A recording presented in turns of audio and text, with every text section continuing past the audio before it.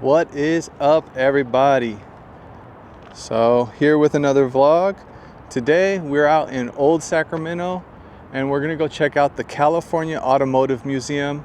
I heard they have an amazing collection of old school vehicles.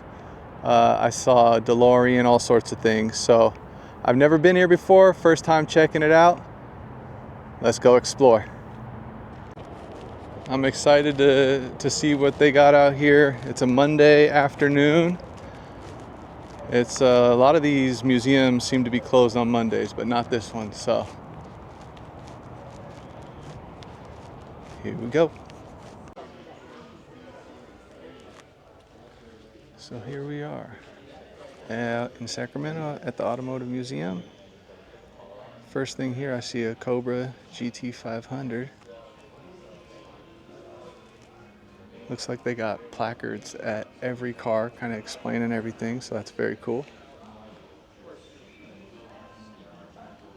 It's in absolutely pristine condition. It looks like this whole front room here is all Mustangs.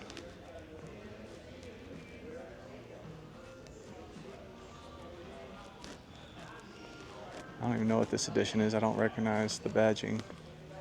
It's a Dark Horse, a 2024 Dark Horse.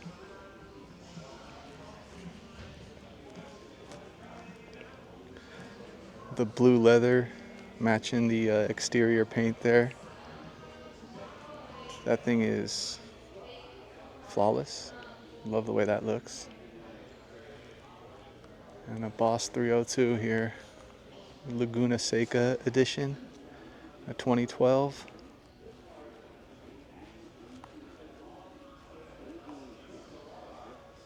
.5-liter, 444 horsepower stock.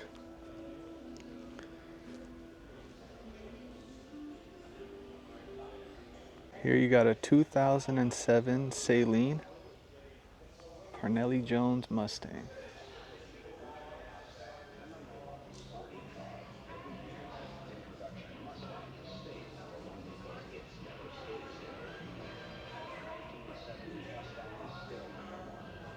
And then a 94 Cobra convertible. It's a official pace car for the Indianapolis 500.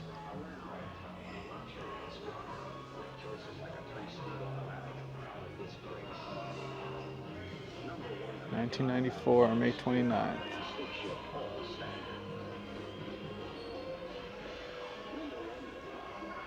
And then this thing here is gorgeous. White leather. It's a 1970 Mustang convertible resto mod. So a resto mod is when they take an old car like this. I'm sure most of you people know who are actually watching this video, but if you don't, and they upgrade everything, the brakes, the suspension, you know, they kind of restore it so it looks classic, but it'll drive like a newer vehicle. And then this 1970 Boss here.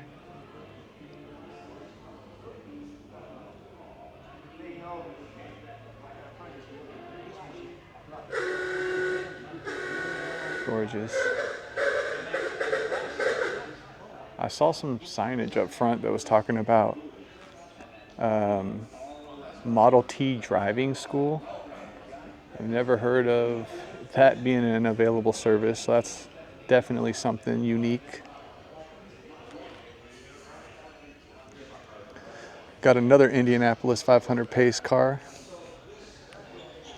That one's gonna be, what's that, like an 79.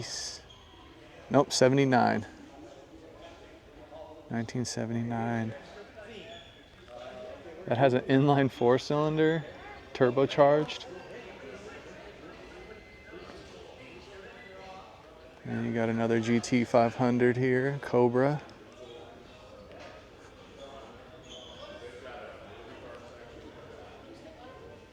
A 2022. That's dope. You got a 66 Shelby GT350. A 63 Mustang GT Cali Coupe.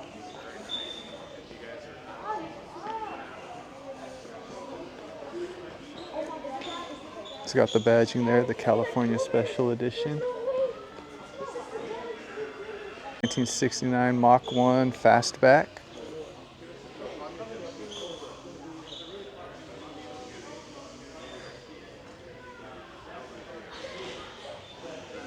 And then a 71 Boss 351.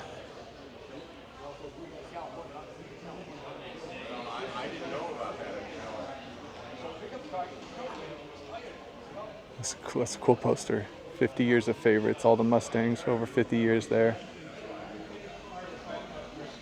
In this section over here, looks like we got some classics, Model Ts, things like that.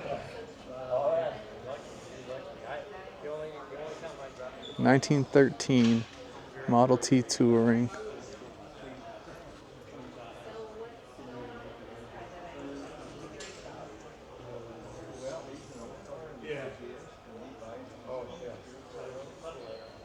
You can actually get in this one for a photo opportunity. That's cool. Who does the tours is John Mozart down in Colorado. The 1911 Hump Mobile Torpedo Model 20.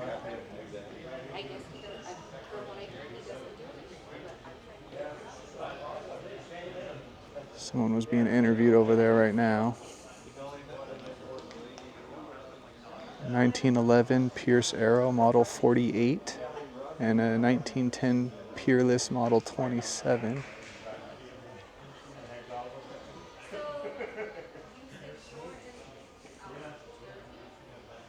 A 1909 and a 1904.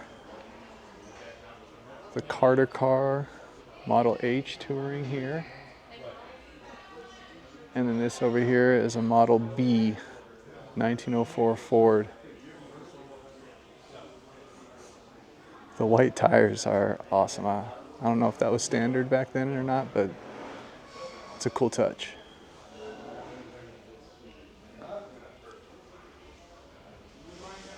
Cool diorama of a piston there. Hand crank it.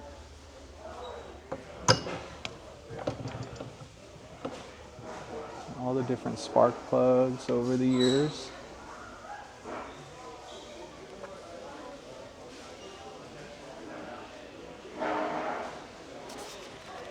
An 1896 Ford Quadricycle.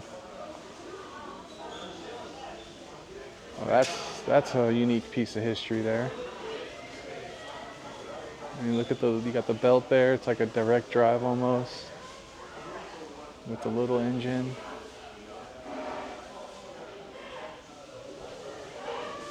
And then over here you got even older, an 1886 Benz motor wagon. That's cool.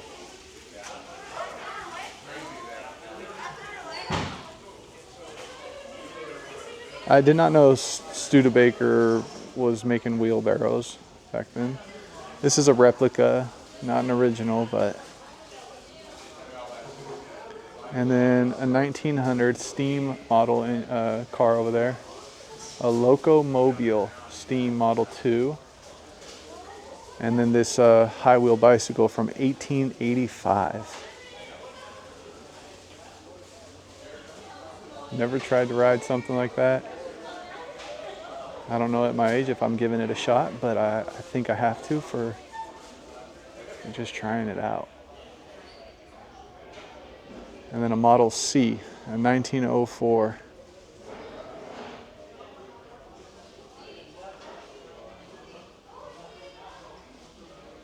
Got a little kids section over here. Keep the kids entertained while Dad goes and looks at the cars.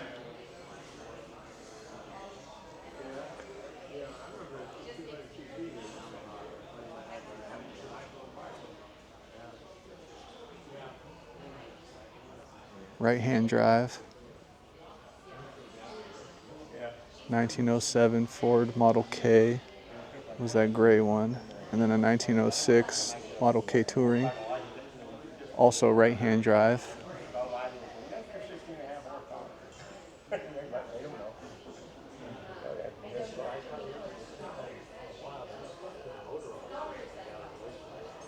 A 1908 Model T Touring.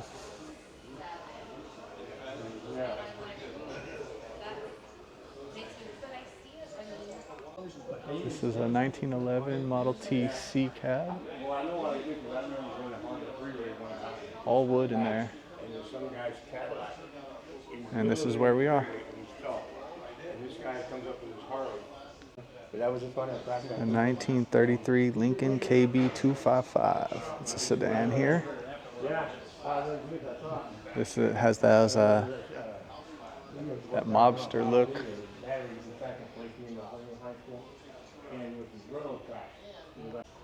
And as I go through this, it just keeps going. I did not realize how big this was, but flappers and freedom. The car goes from novelty to a daily necessity.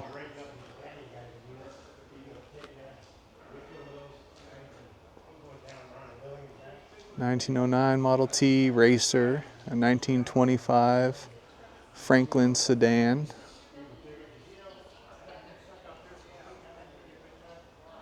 '1914 Model T Touring, and a 1912 Cadillac Torpedo.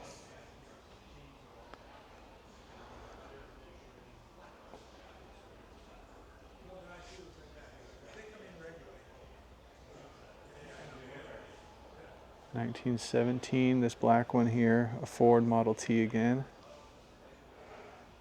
And a 1914 Hupmobile Model 32. I'm not too familiar with Hupmobile as a manufacturer. They also have some pretty cool dioramas here. I'll show you at the end when we're about to leave. They had like a soda jerk spot up front, like a little cafe called Vic's next to the gift shop that we'll check out. But it's not just cars in a building, you know, they've added a lot of this, like it's like an old garage here for this 1914 Stanley Roadster steam car. But it really adds a lot to the experience. And then they have things like this that you could just get up and close with, like an old engine block. You know, it shows you like you would literally step right on these pedals right at the transmission. Gearbox right there. The engine was right in front of you like that.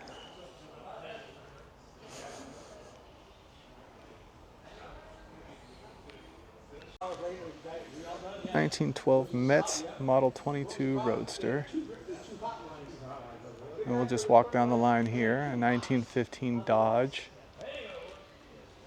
Brothers Touring.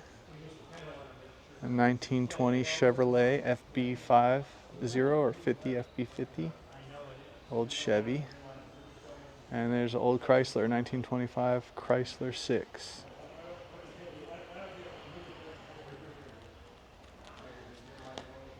It's got the wood wheels, the wood spoke wheels. And this is a Form A truck, 1917 Ford Model T produce truck here.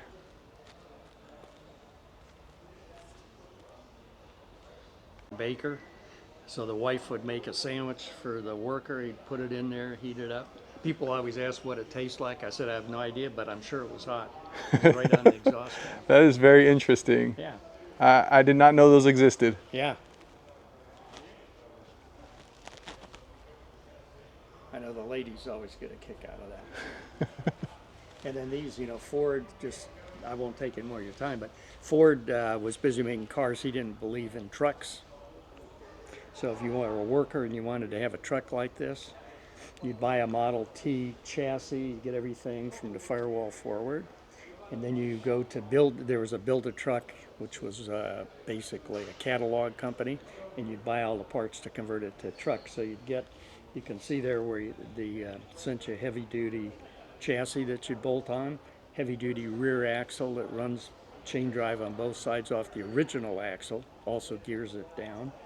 You get the C cab, whatever kind of bed you want on it. And then not everyone did it, but you could also get the heavier duty axle in the front, which this truck had.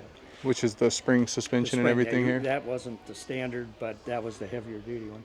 And so what happened is, so Ford finally, when Chevy started building trucks, figured, oh, I better catch up. So then they started doing the TT, like the one behind you. That was the first factory built truck. Ford kind of was pretty stubborn. He's genius, but kind of stubborn in his ways. But anyway, this was all started out as a Model T car. Kind of crazy stuff, but that's what happened. So, well, I'll let you get back. Yeah, interesting facts. I appreciate the added information because I wouldn't even have known that. Okay. Thank you. Enjoy. So if you guys caught that, what he was just saying, this box right here over the exhaust manifold, it was for cooking food. So the worker's wife basically could make sandwiches, food or whatever, put it in there, and while he drove back and forth, his food would get hot and it would actually cook in there. And then I'm sure you heard, I don't think I cut the part out where he was talking about how this whole back end you would just basically order through a catalog, because Ford would only make cars back then, not trucks. So everything from the chain drive back there and up, that was all added on by the actual, whoever purchased the Model T car by Ford. And then he said this one over here behind us, which is a photo opportunity, this was the first truck that they actually made, because like he was saying, they needed to play catch up because the catalog sales were probably pretty heavy and Ford was just losing out on money. So that's the first flatbed Model TT.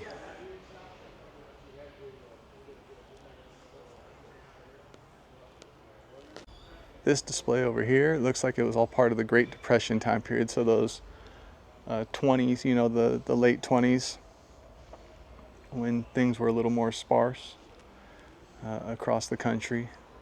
So you have like this 1927 Ford Model T four-door sedan and an old 1929 mail truck. That's a pretty cool piece of history right there.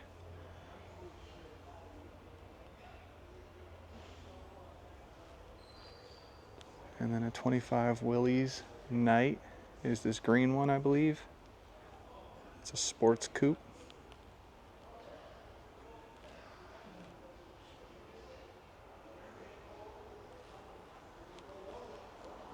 And working our way down, 29 Ford SAT tri-motor airplane. What? Oh. It's up there.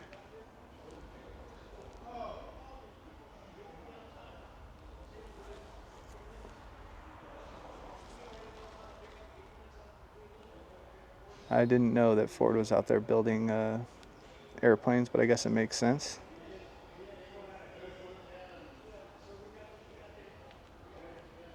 And then that's the Model A Special Coupe. And then we have the Hudson SX 1929 and a 31 Ford Model A Victoria here in the green off to the corner.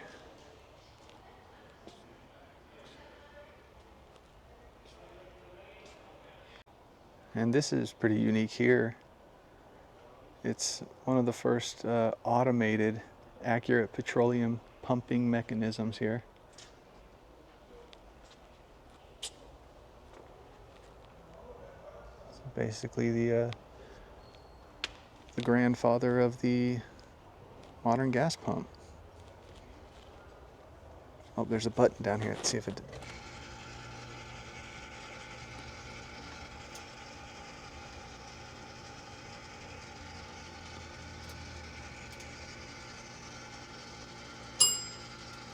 That probably means 1 gallon of fuel.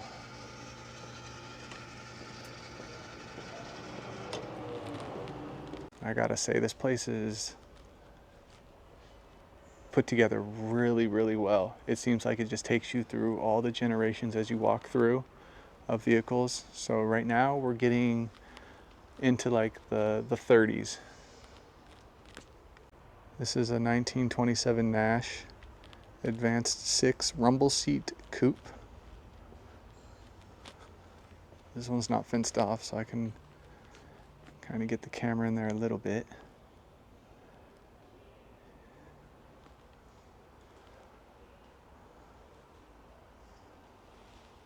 And then here we got a 1938 Buick Special, 4-door sedan.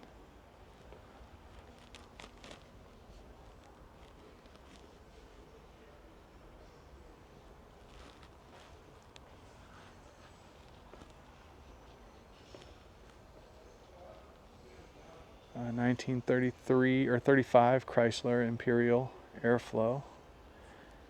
And next to that is a 37 Packard 115C convertible.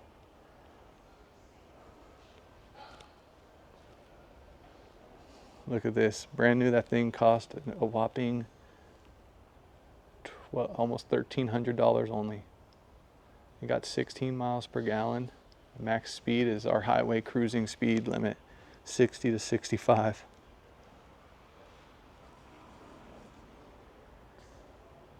$90 horsepower.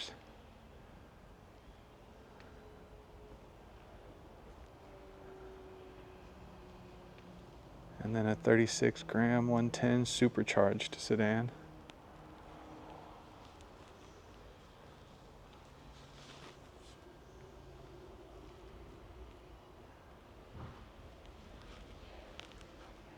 And a 36 Ford Model 68 Roadster V8.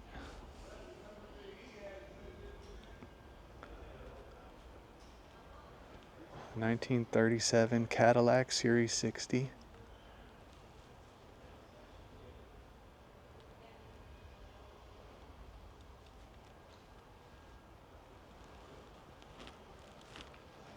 And a 36 Plymouth P1 Business Coupe.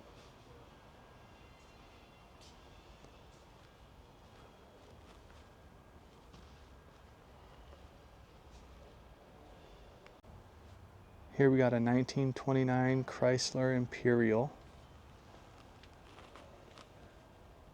I forget what they call these, if it's a jump seat or something like that. But probably a pretty fun way to travel around, especially when the top's down.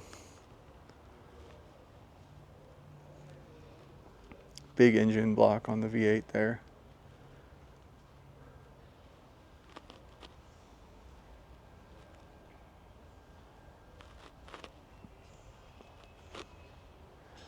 Or is that, I guess, would that be a straight 6? I see 6 spark plugs, so.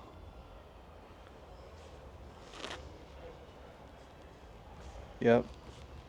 Inline 6 cylinder, 2 head, 110 horsepower.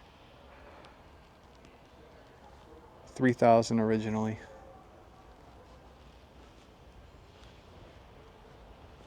And then next, this two-tone with the cream is gorgeous. A 29 Chrysler Imperial Roadster. Or is this the Stutz? Yeah, this would be the Stutz, right? Model M sedan.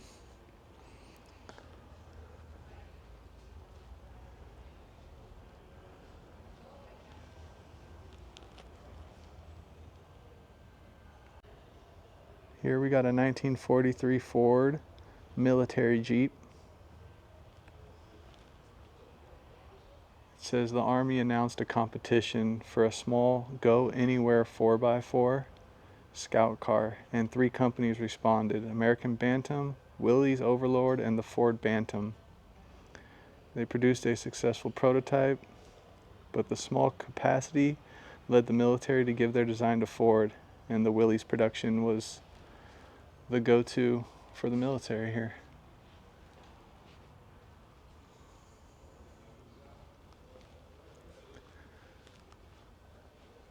There's a Willys. ice cream pink. 1961 Willys Jeep Surrey Gala.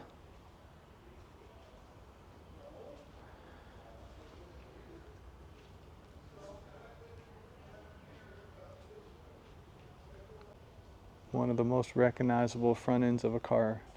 Studebaker. It's a 1950 Studebaker Champion. And then a 1940 Lincoln Zephyr sedan right here. That one feels like luxury.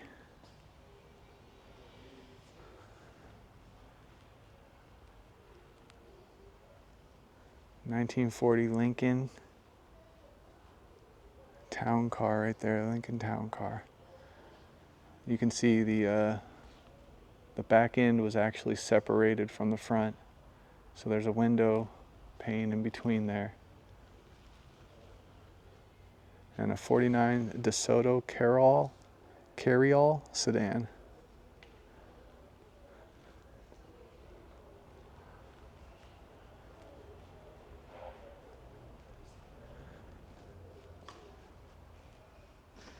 A '49 Buick Super Convertible.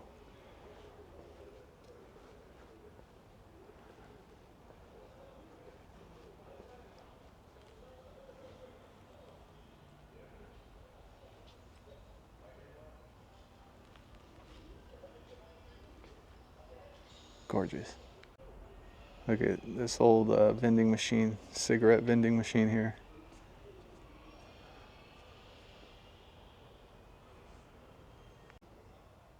Looks like we're working our way into the 50s here.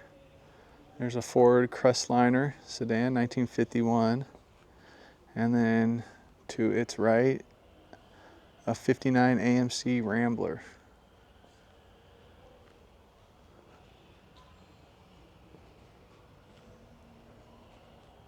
They just don't make cars like this anymore. The lines on this, it's just so cool. Like, look at the roof.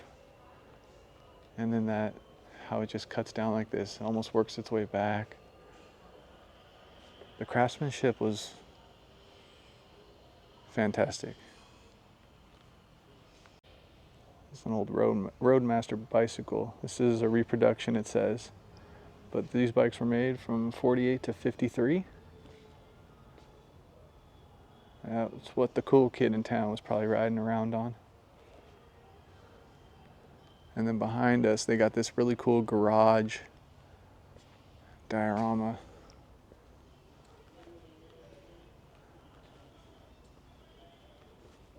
And this Ford truck here is a tow truck. A 1999 Stover engine is down there. The red one here.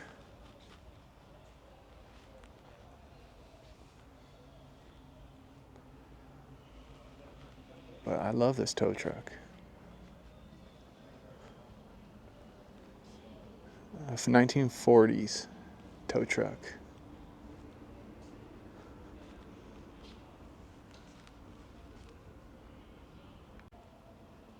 This is the Chrysler 300C convertible, 1957. Obviously, the Chrysler 300 made a comeback in recent years. It's a pretty popular car that kind of helped rebirth Chrysler as a brand a bit in the early 2000s. But that's the legacy right there, the original. And you can see that it also had a huge grille that they kind of carried on to the new design, kind of keeping that legacy going from old to new. And then this old, I think this is a Bel Air, right? No. I'm not sure what that is.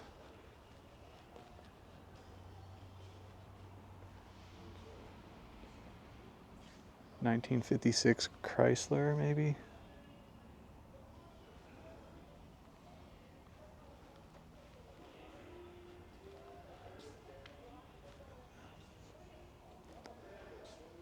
Here's a '56 Bel Air Sport.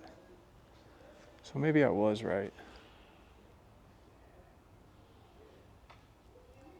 And then a 58 Edsel Pacer hardtop coupe. I'm not familiar with Edsel as a manufacturer, but it's got a look. I like it.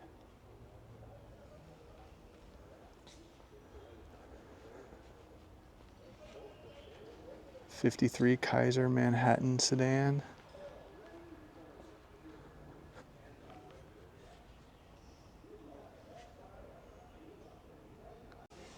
Here's an original '64 Chevy Impala SS coupe, two-door. That's pretty cool.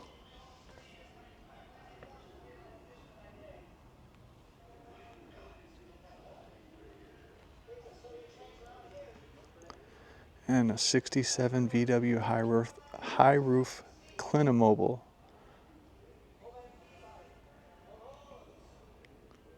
Basically an early ambulance.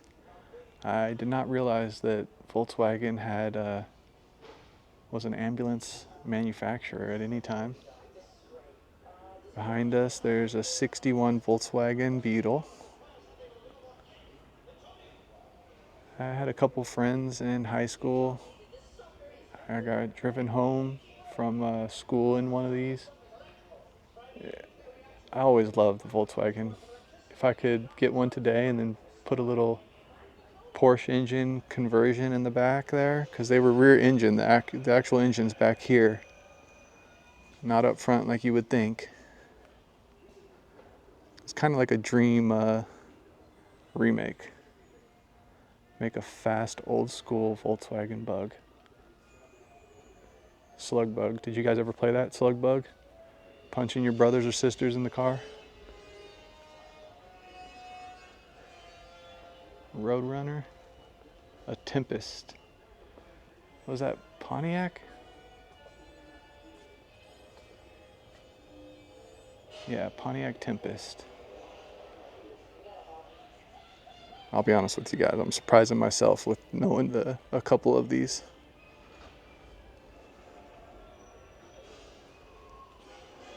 And then here another Pontiac. This is a GTO.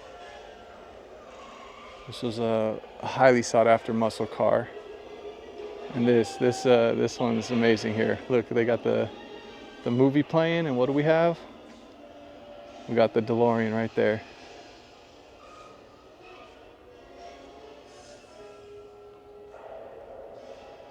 One of my all-time favorite movies. I almost liked number 2 more than number 1 because it had that future aspect to it. But you can see inside they got the flux capacitor in there. It's pretty much an original DeLorean. I love the sign here. Please don't touch the time machine. Signed, Christopher Lloyd. And then they got some models here of different evolutions of the time machine. And a 1977 Benz SL 450 or 450 SL.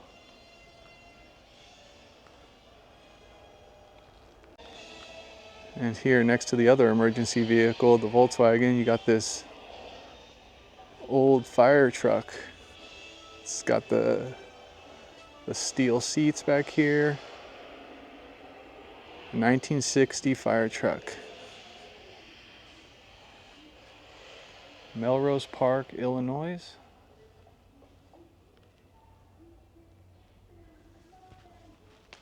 And going around, we already saw this Impala SS here. But you got a Plymouth Voyager back there. Definitely driven in a few of those growing up. 1935 Ford Model 50 pickup truck there. A Cadillac Eldorado. Eldorado Seville hardtop there. And then a Ford Skyliner retractable hardtop. So hardtop convertible there. Just mechanically would go right down into the bed of the car there. And that's pretty unique.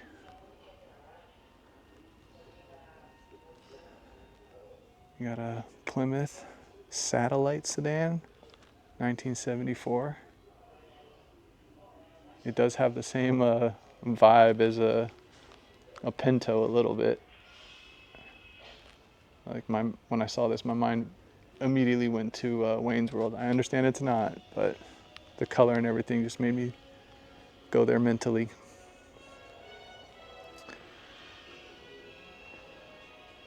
A Ford 1932 Ford B station wagon. A Buick Super Riviera hardtop coupe. And a 49 Cadillac Series 62 sedan. And then a Kawasaki. The California Highway Patrol motorcycle there, Kawasaki. I believe they use Harley Davidsons now, if I'm not mistaken. And 1926 Austin 7 Chummy Tourer. British car there.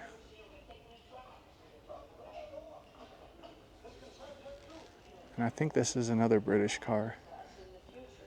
Is this a Morris? Oh, maybe not. A Morris Minor 1000 two-door saloon. Okay, this thing with the chop top, this is stunning here. Absolutely cherry. The candy paint.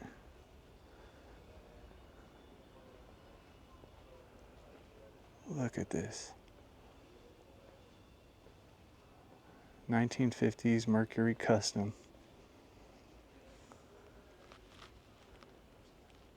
Now this is a 41 Cadillac.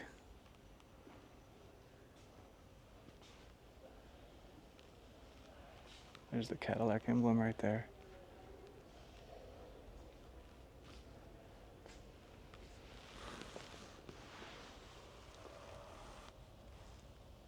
This thing is beautiful.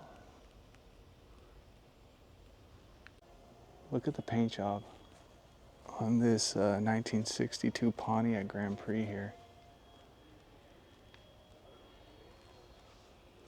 It's like a 50-50 bar, huh? Orange cream.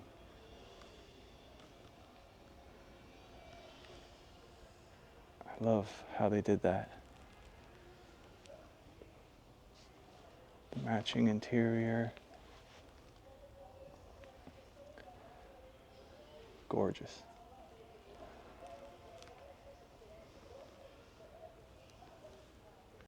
Here's another 64 Impala SS, convertible though.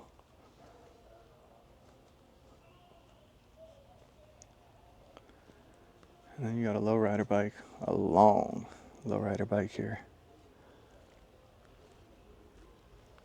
They got a little section over here, alternative propulsions. So we got EVs here, maybe a hydrogen car. You got some of the Prius. 05 Toyota Prius and a 2011 Nissan Leaf. A little smart car here.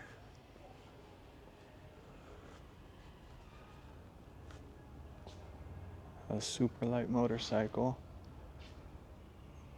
We're pretty close to UC Davis right now in Sacramento. Powered by Avonic batteries, which I'm not really sure what that is, but this must have been a huge project for the kids, or young adults, I should say, at UC Davis. Avonic batteries. I'm gonna need to research that. And this is a 2011 Honda FCX Clarity. It was the world's first dedicated platform fuel cell vehicle. Made its debut at the 07 LA Auto Show. It was an experimental model. Looks like they only made them for a couple years.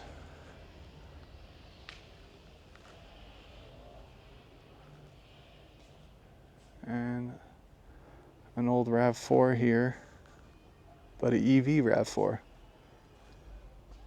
So I'm guessing that's the battery right there in the actual engine bay versus having huge batteries underneath the car, giving it like a low center of gravity, but interesting. And then one more over here, a Saturn. A 1997 General Motors EV1 with a very unique charging mechanism into the front of the vehicle there.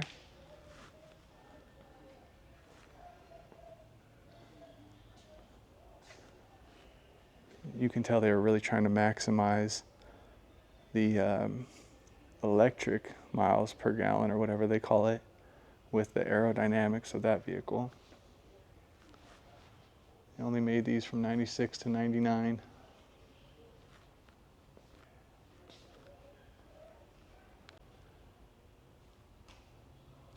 This Trans Am here. 6.6 liter V8. Okay, this is cool. That's not a dragster. What I believe that is one of these vehicles that they would take out to the Bonneville Salt Flats in Utah, Nevada, Utah, I think it's Utah. And they do the speed trial runs. So basically, you can go out there. My dad took me when we were younger. And these guys would just try and get up, you know, as fast as possible, 300 miles per hour. I remember seeing a rocket-powered school bus out there, like had 4 rockets on the back of it. This thing sold a salt winder. Yep, land speed racer. 750 horsepower each. It had 2 engines in it, so each one was 750 horsepower. 4-speed transmission, 4,500 pounds, top speed 288 miles per hour. I wonder what year this was out there, if I actually saw this thing run or not. But if you ever have the chance to go out to the salt flats, pro tip, put sunscreen under your chin because the sun actually bounces off of the salt and you'll get sunburns underneath like your throat and underneath your mouth.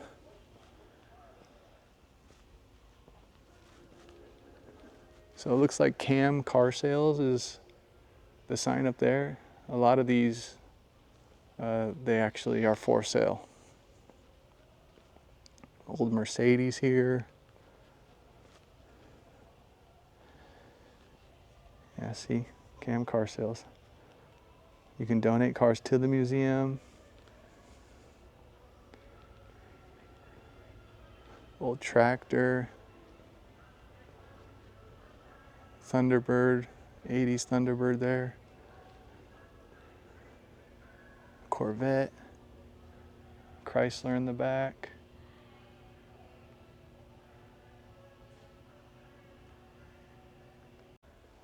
Let's just get one more look at these lowriders here. Look at this bike. 100 spokes. But this cream is crazy.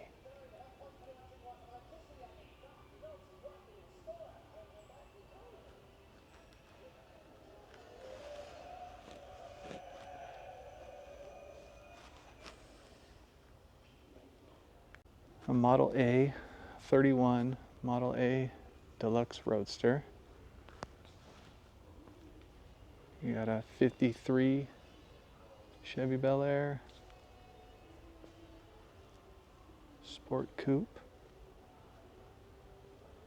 another Chevy here, and a 1990 Mazda Miata.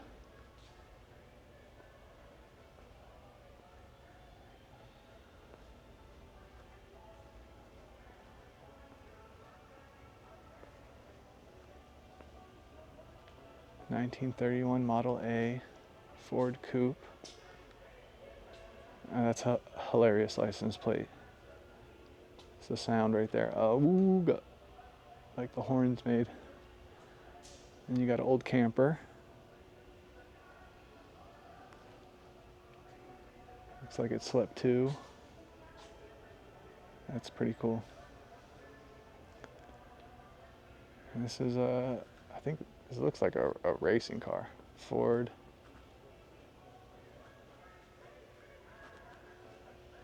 Let's see what the sign says. A Model A Ford Speedster.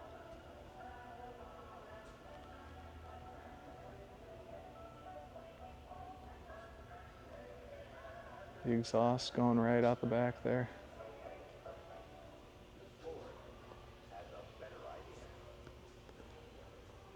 And then a 1930 Model A here, 4-door.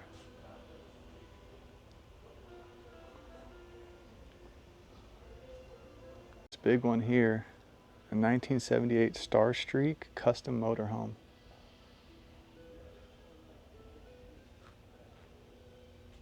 I kind of wish I could go in that.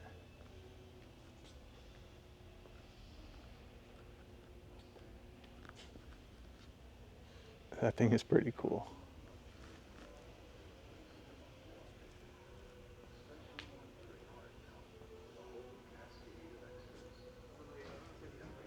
.350 horsepower V8 in there. It was not commercially available, so.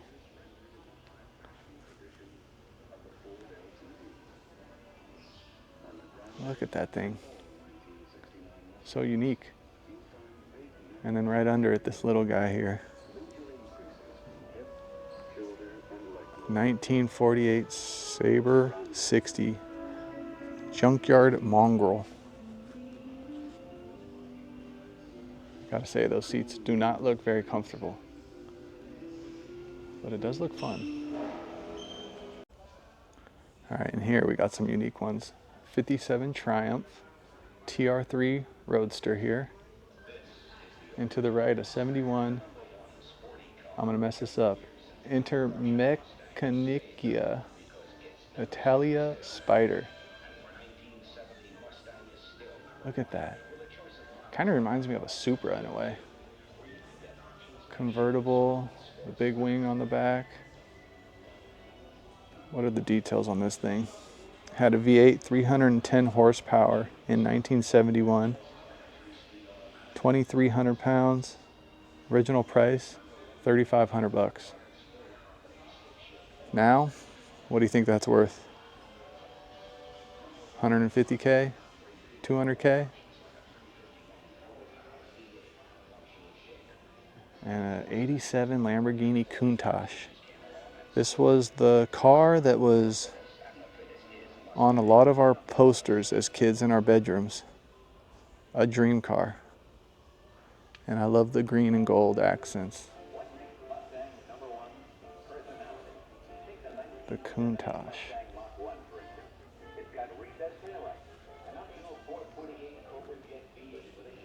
448 horsepower. In 1987, this thing was $100,000, so I'm not sure what that equates to in today's money, but I can say not cheap. A 63 Jaguar E-Type. Look how long the front end is on that thing.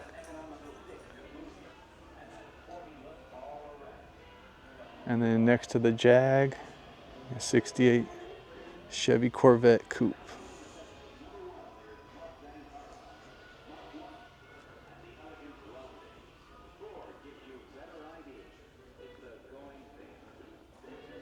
I like that copper paint.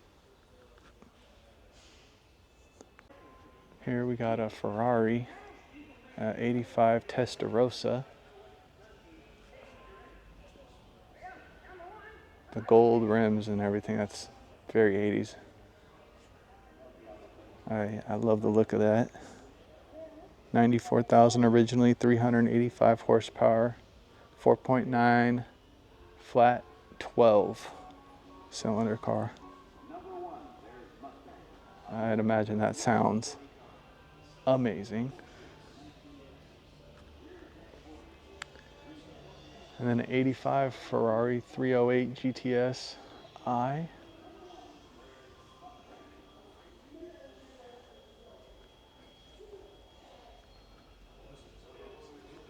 Another Triumph here, 71 Triumph TR6. And then a Datsun 240Z 1972. Got a Porsche 911 here. 911 SC Targa.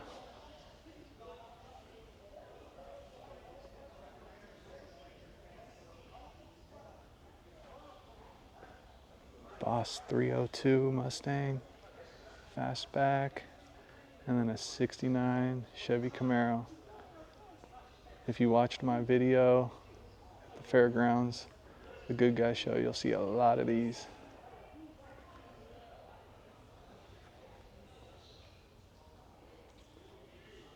Shelby GT here. Shelby Cobra 427 Roadster.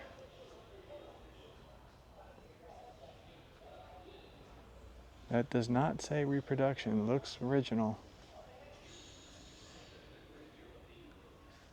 It looks like it was driven too, which is, you gotta love seeing that. 63 Cobra, here's a replica though.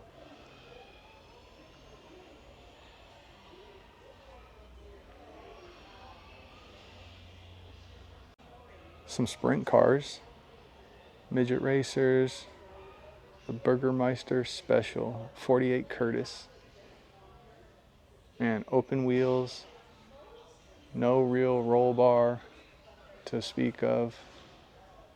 There must have been some bad accidents when those things crashed. 1960 Indy type Offie Champ car.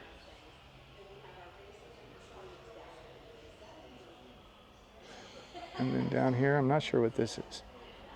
Downhill racer, I guess. Soapbox Derby car, yep. And you got some full-on NASCAR over here.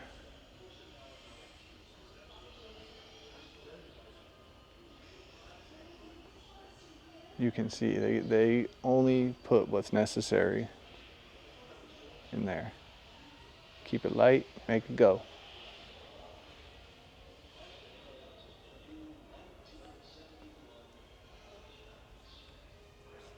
A 1932 Miller Scott Racer back there. And then a full drag car. Jim Epler's Rug Doctor.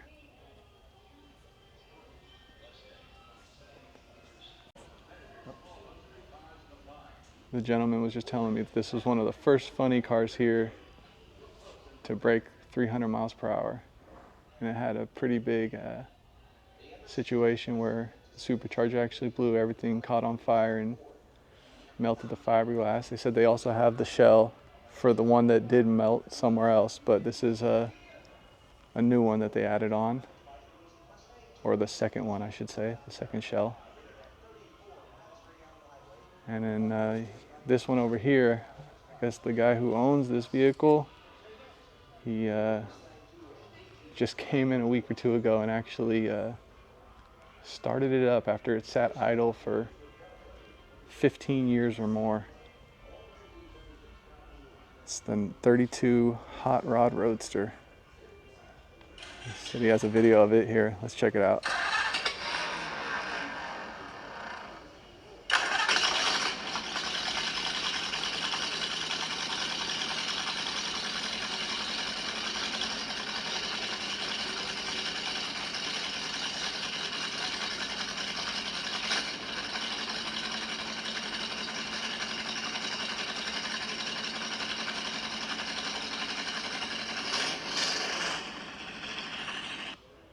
So it sat idle like that for 15 years, and he just came in and turned the key and it started right up. I don't know, I'm not real familiar with the engine parts, but the heads and everything on this are really unique. It is a very, very powerful flathead.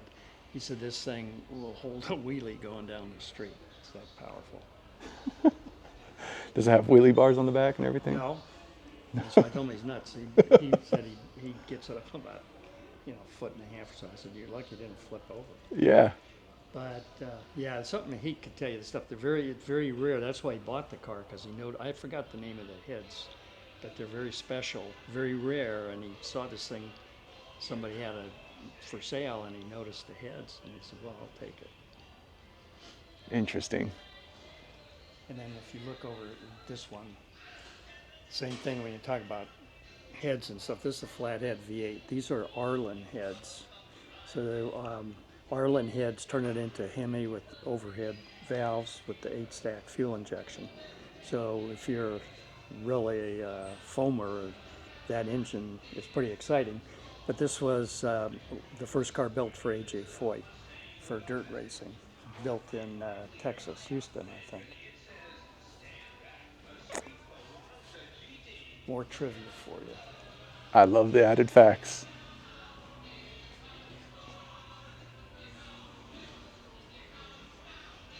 Tao Auto Museum, and Tao was from Dearborn. He had a huge collection, in fact the largest collection of Fords in the world, including, had more Fords than Ford Museum had. Every car they ever manufactured. And so we started a foundation here, a nonprofit, and they went back there and they talked to him about it, and he agreed to send a third of his collection over here. Came over in the transporters. And so everything here was Fords.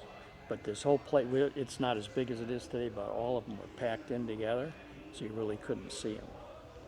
And then they started spreading them out, but it was just Fords. And then they went to other American cars. And then about 15 years ago, they decided, let's make it for all cars. So that now we have foreign cars as well as the domestics. So it's a whole collection now, much better. Race cars, British cars, Yep. everything. Yep. Yeah, and you saw the alternative fuel cars in the back. So I wasn't expecting that. yeah, yeah, I kind of liked seeing it though. It was cool. yeah. So that's a growing one too. Yeah, that's pretty cool.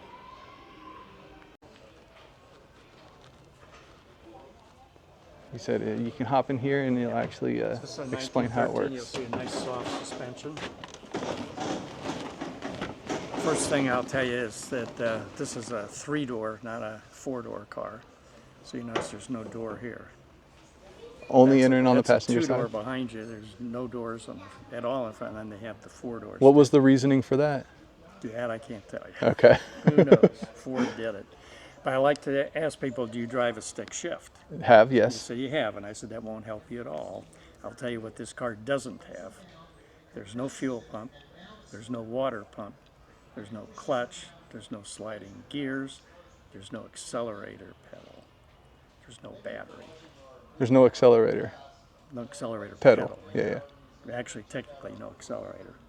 So here's how they work.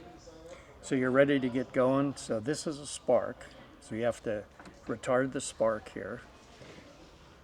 Then you, or if you're smart, get somebody else to go and hand crank the thing to get it going, because they did tend to backfire and break either your wrist or your elbow if you weren't careful.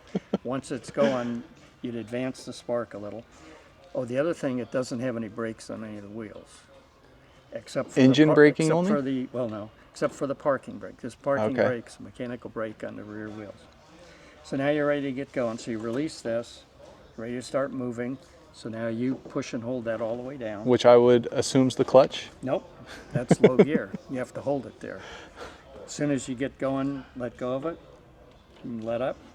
Now you're in high gear. These were 2-speed planetary gears. You want to go in reverse, and you can't have big feet here. You don't have big feet, but you'll see what I mean. So you have to push and hold that in. That's reverse. And this B is brake, so you can go ahead and hit that. But that is actually on the drive shaft. So it slows you down. The good news is these things would do about 35 stock, maybe, but there weren't a lot of paved roads, so you probably weren't going real fast anyway. They tell me if you were really in a panic stop, you'd hit the brake and reverse simultaneously, may even pull on this. It's a light car. You don't have a lot of rubber on the road. Yeah, you don't have a lot of rubber on the road anyway, so. But they were very, very rugged. And the reason they were rugged, almost indestructible, is Ford was a big race fan over in Europe. And he'd go over there, he'd see when the cars hit something over there, the front axle would bend, it didn't break. Here, go over potholes and stuff, it was not at all uncommon to break an axle. Found out they're using vanadium alloy steel. So Ford being Ford goes down to Peru, buys a vanadium mine, has some ore carriers built and a smelt, and he starts doing vanadium steel. So that was in the car, the Model Ts. So they're almost indestructible that way. They would go over snow and ice and mud quite well because they're light, they're high off the ground, and they actually have pretty thin wheels, tires. And so they would kind of sink down to the harder surface below. So they were very good that way. I can tell you, having driven this, though, the suspension is you're all over the place. I mean, you felt it when you were getting in, how Yeah. soft it was. And it's not an intuitive car at all. If you're a Model T person, we have people that have driven them to the East Coast and back. But we're just hang out in the parking lot and along the streets here because getting used to all this stuff, if you're like here, we have some railroad tracks, right? So if you're going to go over the railroad tracks, if you hold that halfway down, it's neutral. But when you do that, you have to retard the accelerator and you have to adjust the spark again. And then when you get on the other This one's the accelerator? That's a throttle, technically. Yeah. So how high the engine's actually revving? Yeah. So that's kind of tricky. And then, if you're going to try and didn't have turn signals, they didn't need them back then. But if you're also trying to do turn signals, hoping other people remember what those are, you're pretty busy. It's not an intuitive machine. But people that have them and use them a lot are very comfortable with them. And they do have magnetos, by the way. That's how you get your spark for the battery.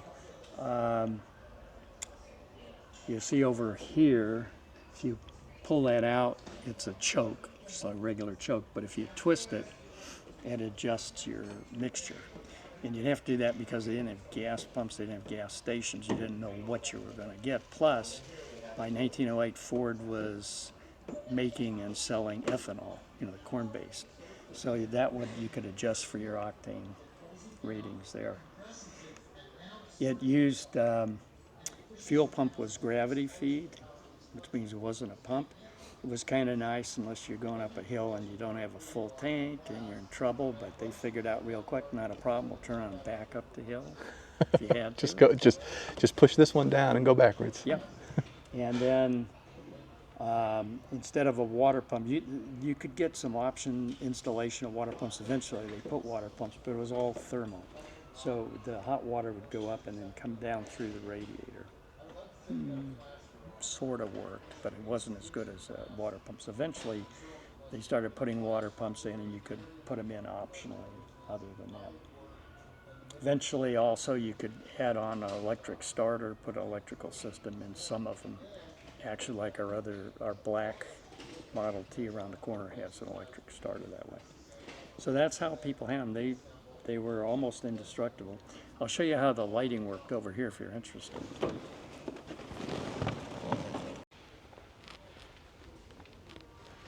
So the lanterns you see up there is pretty much to get to and from your barn, where you probably because you didn't have a garage. Those are demountable kerosene lanterns, just like a camping lantern. And if you did have a rear light, that was an option. That also would have been a kerosene lantern. Was the glass kind of to make it brighter, basically? This one? Yeah. Not so much the glass, it's the reflector behind it.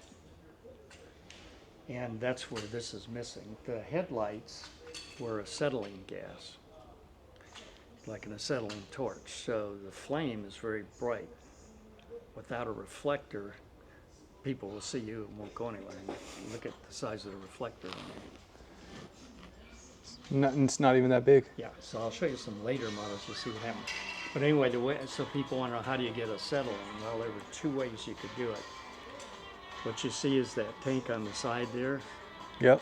So on the bottom was water, and on the round piece on the top you put calcium carbide powder in it. You'll see a plunger on top of it.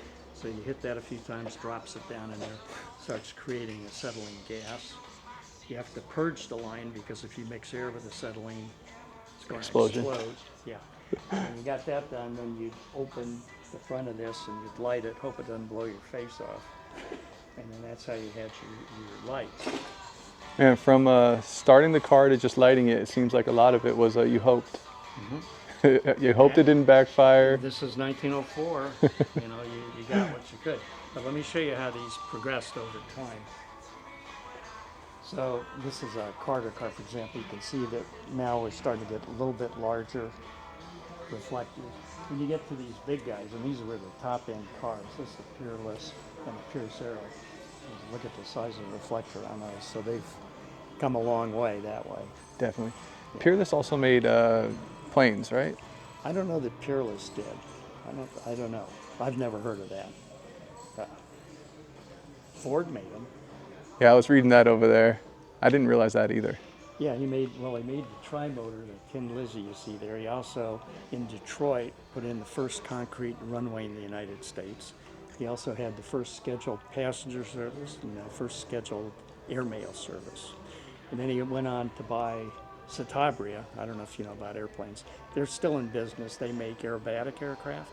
During the war, he built the B-56 bombers, and he converted it to what they call team assembly to the assembly line and reduced the production time from, I think it used to take 6 weeks to 1 a day. So he's done a lot in that way too.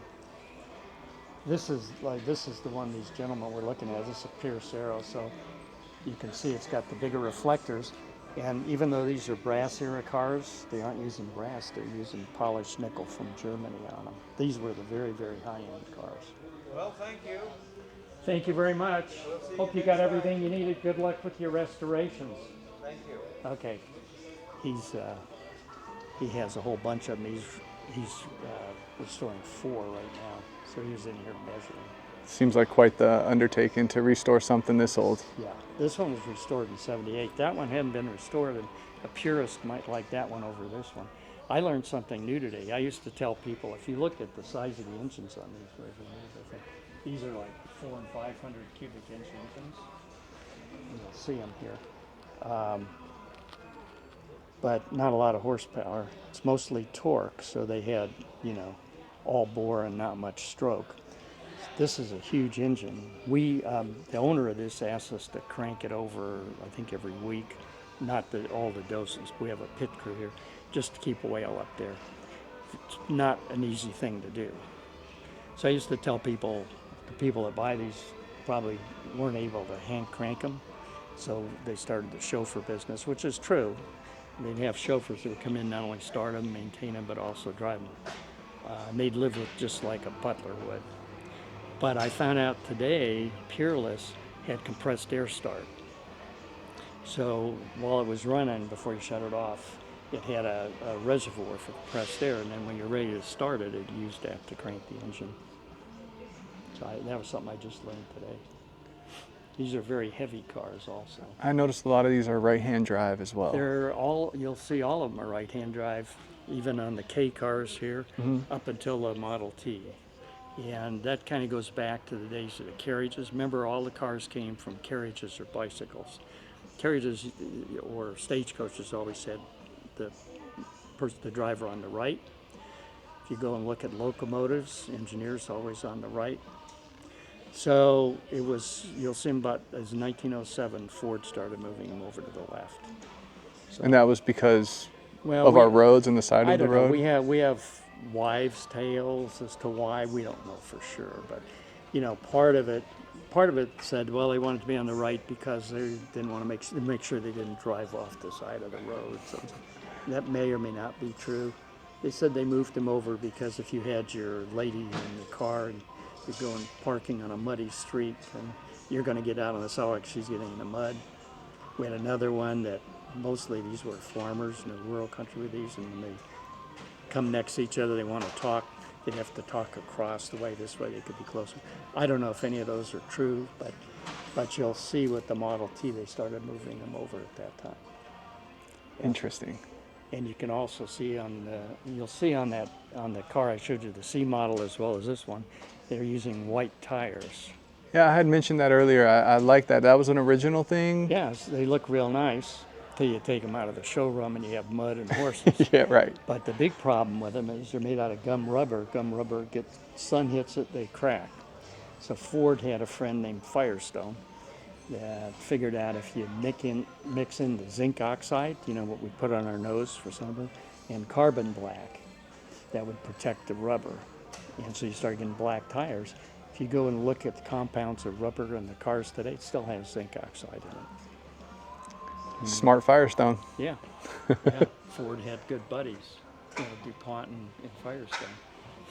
Yeah, so the white tires, yeah, that was something that changed fairly quickly. And let's see what else. I don't know if you have any other questions on these. When you go over there, if you'll see the chassis. You can see the difference between, for example, the Model T and the Model A. Again, I remember I told you on that truck, Ford was always pushed by Chevy. Well, if you look at the Model T, he was keeping that in production well after Chevy had much more advanced cars. Then he went to the Model A. Look at the chassis and you'll see the difference. Pretty interesting.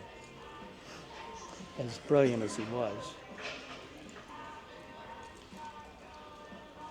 These are beautiful cars, though. Yeah, it's the start of the whole museum. Starts with a horse.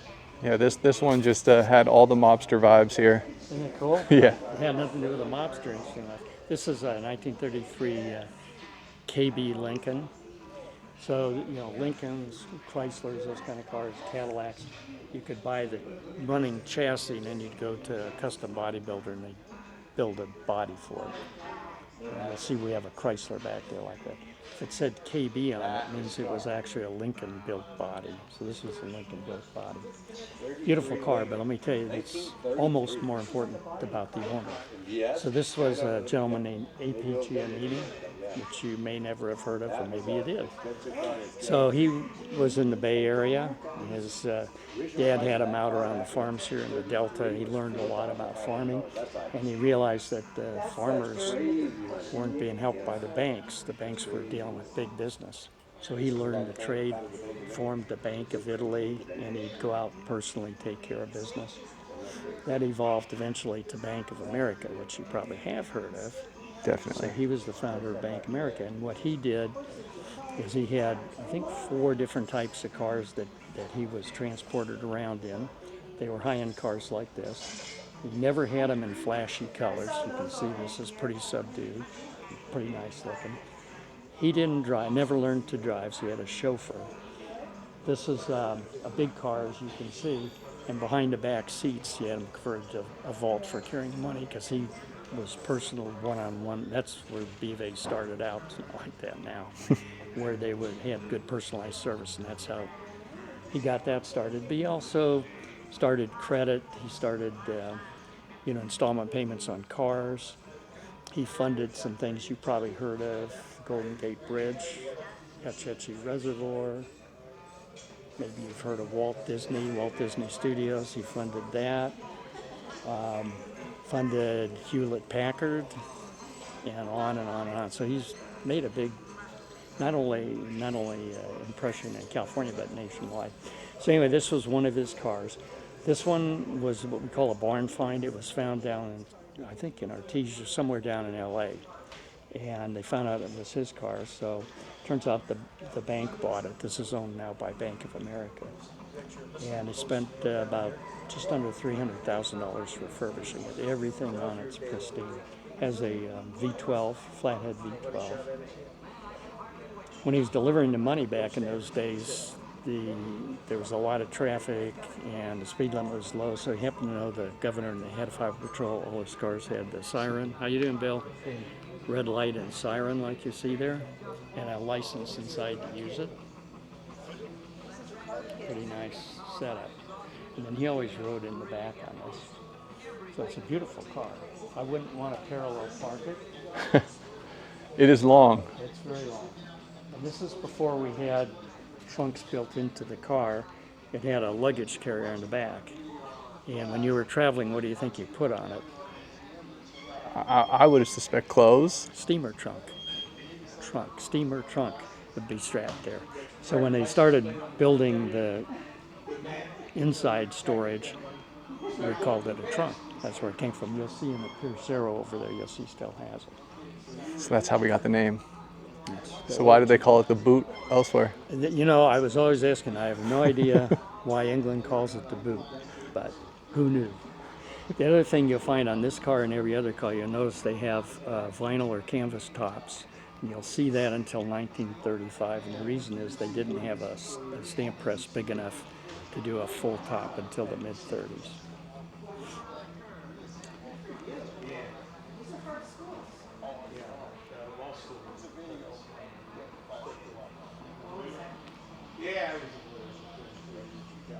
It is definitely a gorgeous example of that, huh? And he had 3 or 4 different, fancy cars like that in his stable. He never drove them though. So he had the Cadillac LaSalle, the Lincoln. I don't know, so 4 other ones. And he Probably didn't need to Chrysler. learn. He had the He had a chauffeurs. chauffeur, He yeah. got money. Yeah, yeah. And I'll tell you, there's tons of legroom in the back there. I haven't had a chance to ride in this. But here's the deal. This is an extremely heavy car. Extremely heavy. And it doesn't have the power steering or power brakes.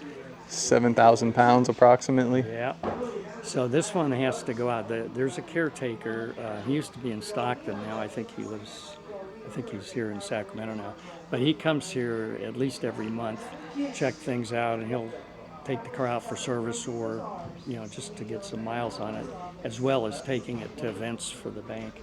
And when we are going to get it out of here, he has to make 2 90-degree turns, one here and then one to get out. So he's in the wheel, somebody's next to him on the seat, somebody's out on the running boards, and Armstrong steering. It's heavy when it's going slow. Once it's moving, it's not too bad. It's a beautiful car though. Everything runs perfect. Riding the steam train, we got it figured out pretty quick. So there's a water tank in the back and then a fuel tank. The burner is here. And then there's 2 pistons, and it just works the same as a steam locomotive. There's also a filler hose that you'll see here. And then there was I forgot what they call it, but it's got pre-warmer. So if you're putting it in the garage overnight, you don't want to take all the time it takes to fire it up, because it does take a while to start a steam engine. It'll be pre-warmed and said you can go. It's ready to go within about 5 minutes. It's also a very, very expensive car. It's also a very fast car. These cars could exceed 100 miles an hour if you were so disposed to try that. You can still see there's no brakes on the front, so good luck. Oh yeah. And how much did they weigh? They're heavy. Yeah, so you get 3,000 pounds going 100 miles per hour with rear-only brakes, and they were probably pretty small. Yep, they're the mechanical, shoe brakes. So you're not going to stop real quick. But they were very powerful. They're also very, very expensive in the time. So they had other steam cars that were less expensive. Did the price point probably keep it from progressing as a means of propulsion? I think it was just, as they got more, I don't know, but I think as they got more advanced and reduced costs on the internal combustions, kind of battery powered and the steam powered kind of faded in the distance. We used to have a Detroit Electric here. It was a cool car. I'd love to show it off. Those were for very wealthy people, and it was all lead acid. They had a whole string of lead acid in the front and the back. But if you were wealthy, you could drive them in town. You have to have electric to your house, so only wealthy people could afford, in a big city, would have electric to them. That was the downside. This is the Model T you were sitting in. You can see the mechanical brakes, but there's not much to anything to it. Yeah, pretty simple. Yeah, they're simple, and if you look at the chassis itself, it's pretty basic. And you're sitting right on top of the engine. And you're sitting right next to the engine there. You didn't have the starter, you didn't have the clutch or anything like that. This is your The parking brake. No, this is your two-speed. This is your two-speed gearbox.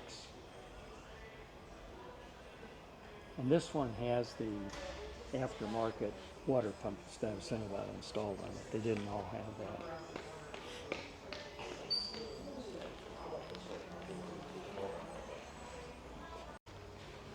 It's got everything a modern car has except the first speed is not synchro. It's a 3-speed. You got the battery. It's got a battery, it's got electric starter, it's got sliding gears. The first gear is not synchro. Other than that, pretty much like a modern car.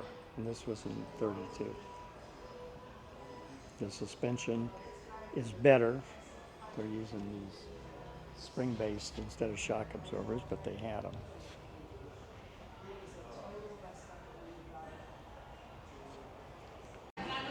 Well, that was an absolutely amazing experience.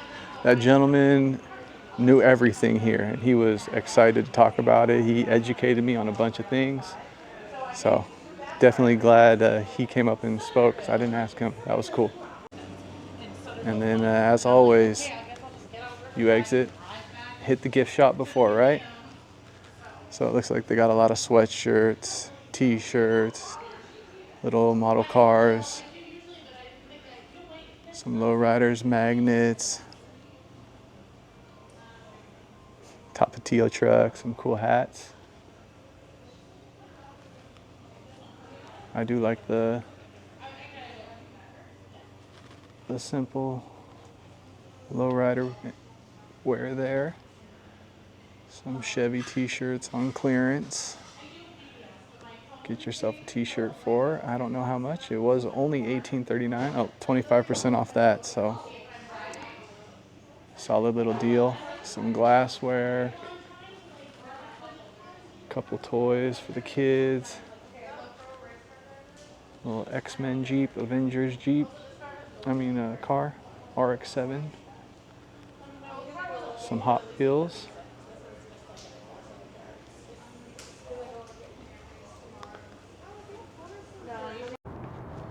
So that was one heck of a collection. I'm glad I came here on a whim. They said that it changes out every few months. Over there they got the whole front area where you saw the Mustangs has been different things. It was Camaros at one point, motorcycles at one point, all steam engines at one point.